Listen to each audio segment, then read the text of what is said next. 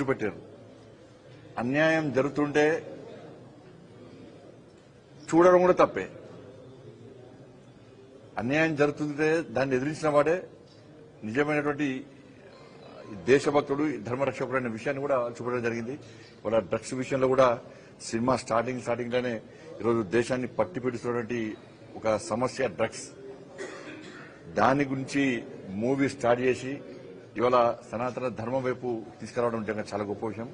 ఇలా నిజంగా సనాతన ధర్మం యొక్క గొప్పతనాన్ని మామూలుగా తెలుసుకోవడము, వినడం కంటే అఖండ 2 చూడడం ద్వారా ఇవాళ మనం నిజంగా మన లోపల మనం ఇన్నోళ్ళు పొరపాటు చేసినాం, ఇన్నోళ్ళు ధర్మాన్ని గురించి తెలుసుకోలేకపోయినాం, ఈ ధర్మాన్ని కాపాడే ప్రయత్నం చేయలేకపోయినాం. ధర్మానికి ఆపద వచ్చినా కష్టం వచ్చినా నేను చూసినట్టు నాకెందుకు అని వివరించడం చాలా తప్పు.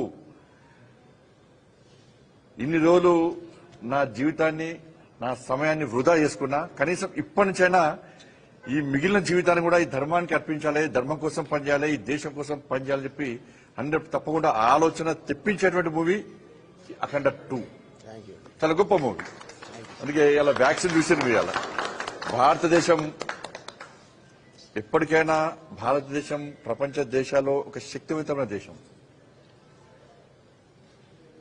సనాతన ధర్మాన్ని రక్షించేవాడు ఈ దేశంలో ఉంటే, ఈ దేశాన్ని పాలిస్తే, ఇప్పుడు గతంలో అనేక ఇబ్బందులు ఎదుర్కొనే దేశం కూడా, కానీ సనాతన ధర్మాన్ని రక్షించేటువంటి ఒక యోధుడు ఈ దేశాన్ని పాలిస్తున్న సందర్భంలో, ఇలా కోవిడ్ వచ్చినటువంటి పరిస్థితుల్లో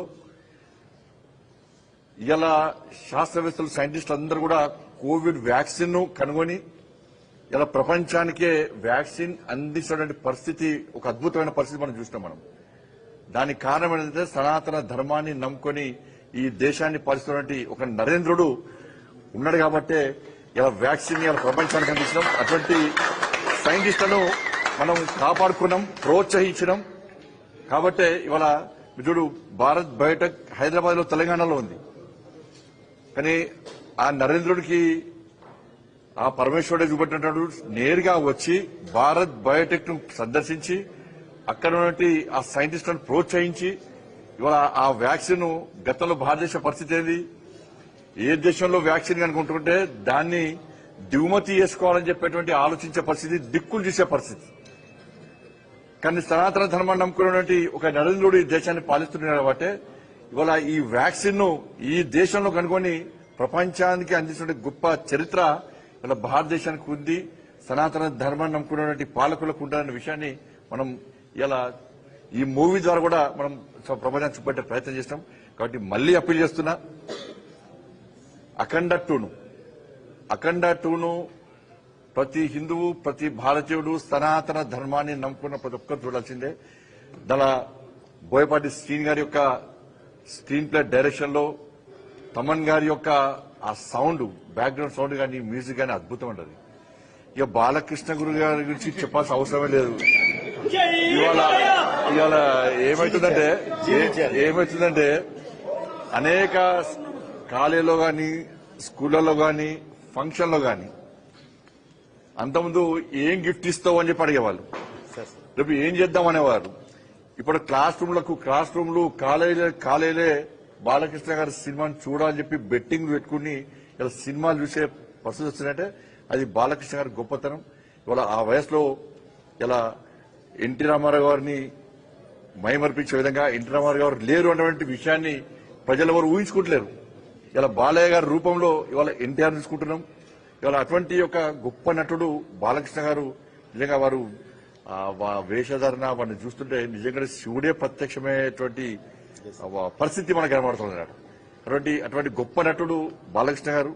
నిజంగా చాలా అద్భుతమైనటువంటి ఈ సినిమాటోగ్రఫీ కానీ అవన్నీ చూస్తుంటే మొత్తం లీనమైపోయినాం అందరం కూడా.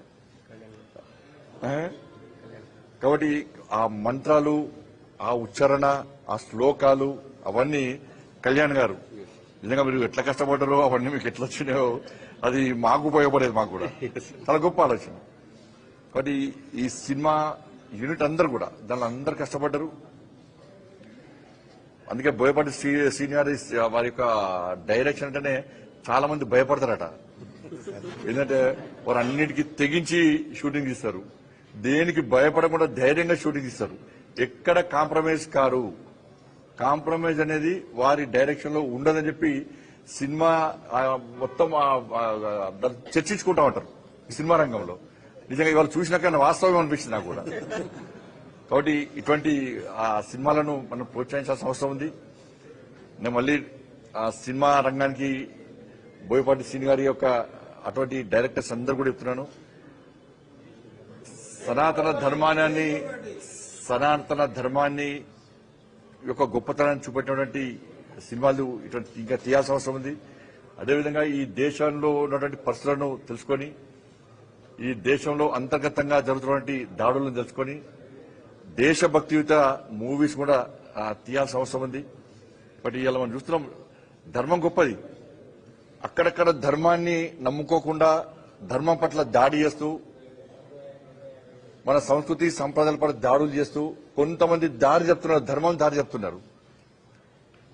హిందూ ధర్మం లేదు, హిందూ దేవుళ్ళు లేరు అని చెప్పి తప్పుడు వార్తలతో తప్పుడు ఆలోచనతోనే సమాజంలో ఇవాళ అబండాలు సృష్టించే ప్రయత్నం చేస్తున్నారు.